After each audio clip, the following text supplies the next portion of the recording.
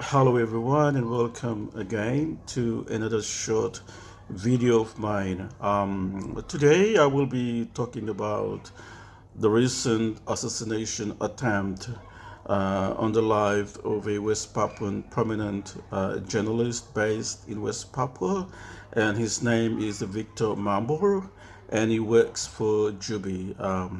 It's a media organization in West Papua that have been writing or publishing information about the current situation in West Papua. So, and through his organization Jubi and others, but especially through Jubi, as we have seen as being one of our trusted media organization in West Papua that has been publishing the truth about the events that are happening in West Papua.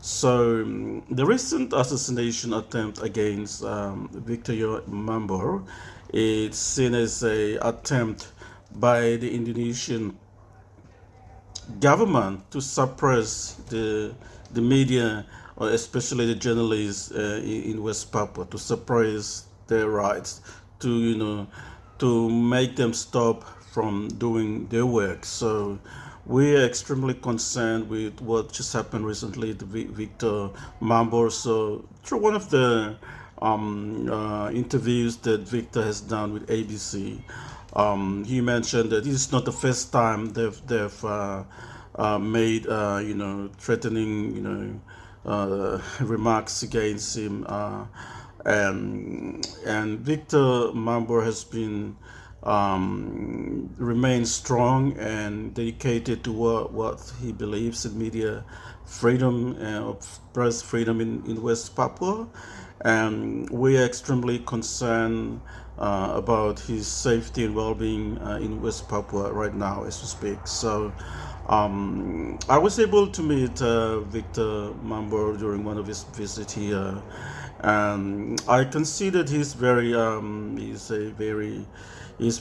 passionate about peace and peace in West Papua, and we've been very lucky to have somebody like Victor Mambor who's able to, keep us informed through his, story, or through his news that he publishes on his website about the current situation in West Papua. So, as you all can see now, the situation in West Papua has actually gone from bad to worse.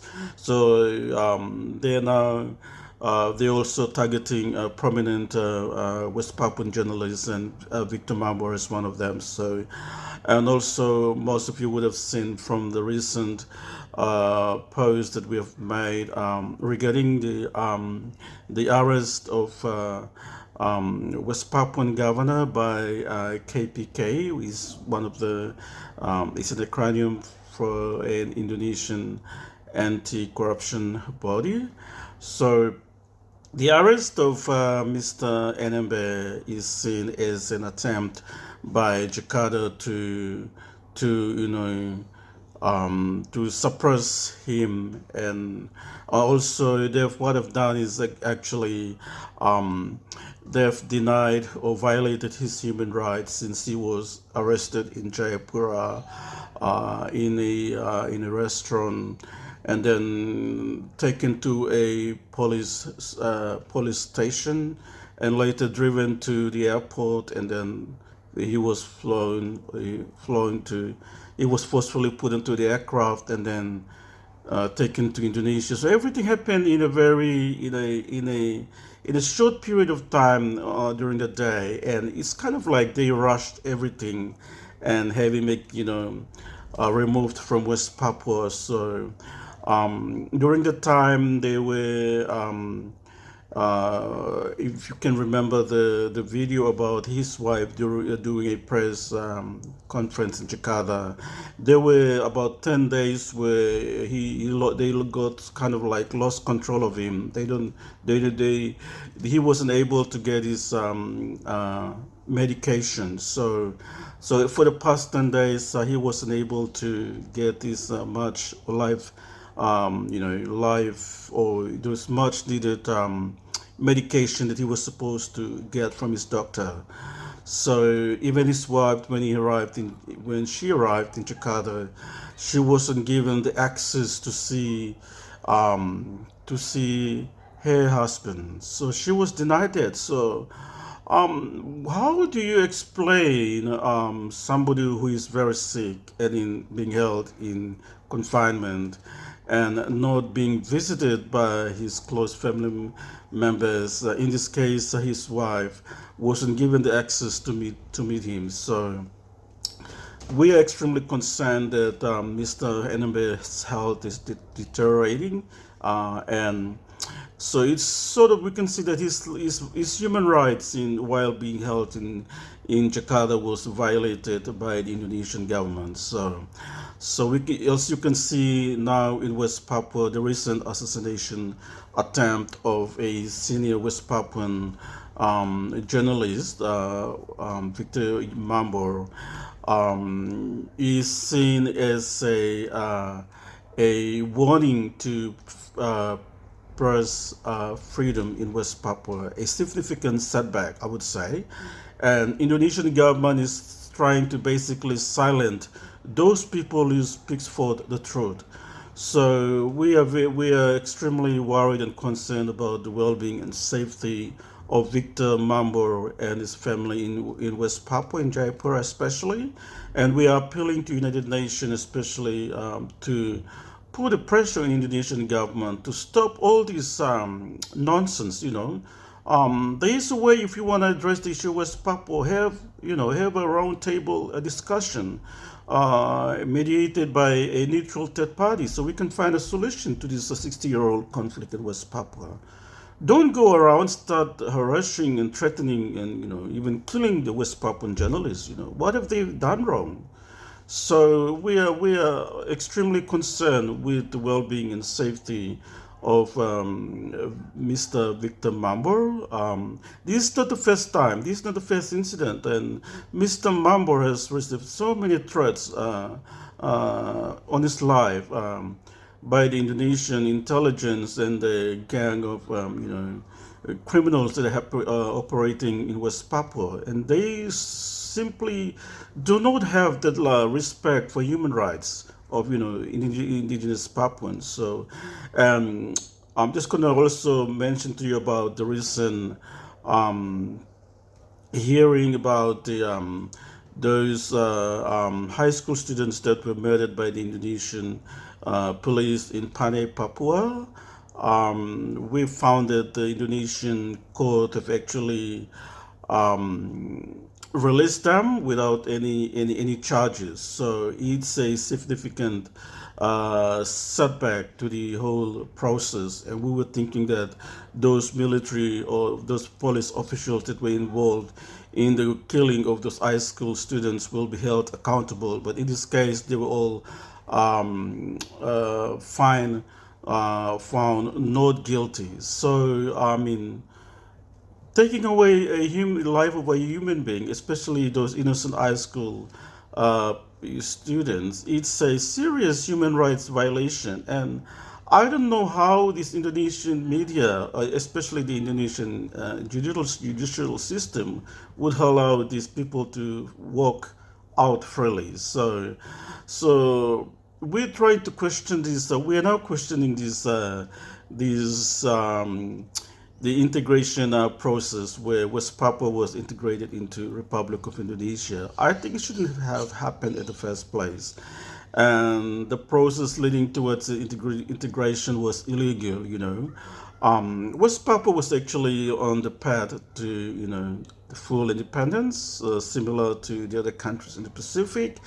And somehow it was sort of taken off, and then the whole plan was sort of diverted, and then they came up with the 1962 New York Agreement, which was sponsored by America. And so even during the New York Agreement, the elected officials of West Papua during the time we have already established, therefore already the Dutch government have established a Papuan parliament called Nugini Rad. So all those officials during the time, they were not given the opportunity to participate in the New York agreement so they can actually say something. So they were denied that right. So the those people that took part in the New York agreement who went over to America to participate in the New York agreement was only the Dutch, the Indonesian, and the Americans. So Papuans were actually denied. They were not given the opportunity to say what they want for the future. So we're seeing this whole process was illegal. And I mean, so now you have over 500,000 indigenous Papuans, being killed, and currently over 60 to 100,000 Papuans since 2018 have been displaced from their homes and cannot return to their villages or homes because there's ongoing military operations. And we are extremely concerned and worried about this. If the world continues to ignore the current situation in West Papua, we are going to see a genocide. So what we are seeing right now is a systematic genocide being carried out by the Indonesian against the Black Melanesian peoples of West Papua. So again, the situation that has happened recently this week, especially the recent attempted assassination of a prominent West Papuan journalist, goes to show the threat, how the Indonesian government, especially, they want to suppress the freedom in West Papua, and we are really worried about the well-being and safety of Mr. Victor Mambor, especially with his family currently in West Papua, and we are appealing to the international community, especially UN, to look into this matter and have the Indonesian government question over this incident, because we know who is actually behind it, and a lot of West Papuan journalists have been killed, especially for reporting on the current situation in West Papua, or reporting on the situations, incidents that happen in West Papua. They have been harassed, intimidated by the Indonesian security forces. So the recent incident that happened to Victor Mambor is not a surprise, because we all know that anyone that speaks about the West Papua and the rights of self-determination, or the human rights of the West Papuan people, are being attacked by the Indonesian security forces and its agents operating in West Papua. So once again, thank you so much for your support, those that continue to support us by praying for us or advocating for us in various ways. We truly appreciate your support. And also, we want to appeal again to our leaders in our region, and also to United Nations, to look into this issue. One of them is the recent one, which is the attempted assassination on the life of Mr.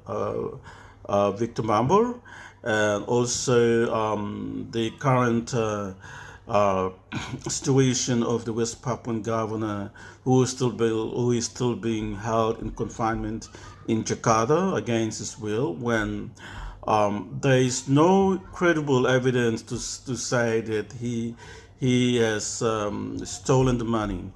And there was a recent article that I read today, and the Indonesian anti-corruption body, KPK, is not too sure on the exact amount that they claim that NMB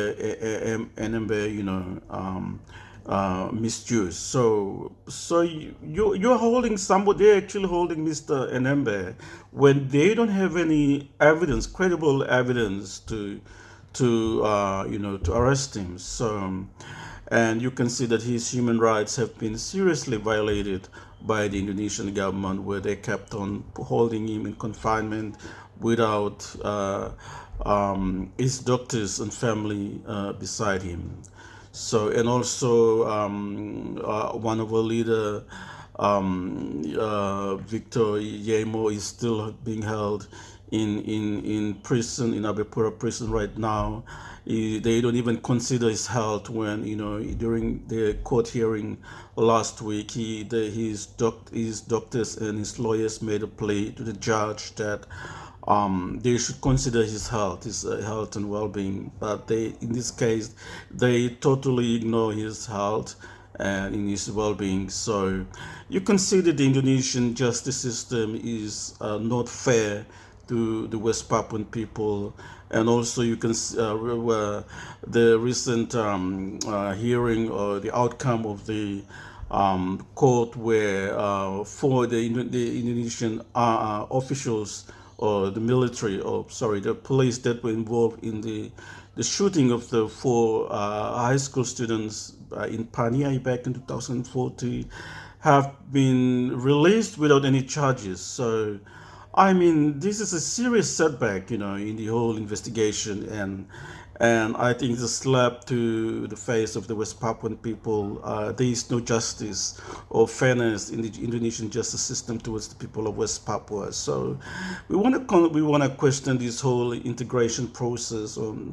You can see that this integration process is not working for the people of West Papua. They continue to be marginalized in their own land, and their rights have severely been restricted. The freedom of speech, movement, and attacks on the journalists, and the ongoing human rights violations that are escalating, and there seems to be endless, violations that are being committed against the people of West Papua. So we want to question this integration process where it shouldn't have happened in the first place. So what we should be working now towards is the right of self-determination, and the issue of West Papua should be put back onto the UN Decolonization Committee to be discussed further, and have West Papua decolonized, and the rights of self-determination should be put on also a discussion for everyone, because I think the right of self-determination is guaranteed under international customary land law. So in this case, the case of West Papua being indigenous people, they do have that right under international customary law on the rights of indigenous people, and we are appealing to world leaders and especially United Nations to ensure that the rights of the West Papuan people, especially their rights to self-determination, should be respected, and we all should be working towards that process now in getting West Papua decolonized and given its independence. This is what the people of West Papua want, the right to self-determination. So thank you everyone for watching my video, and I'll talk to you guys soon. Take care and God bless.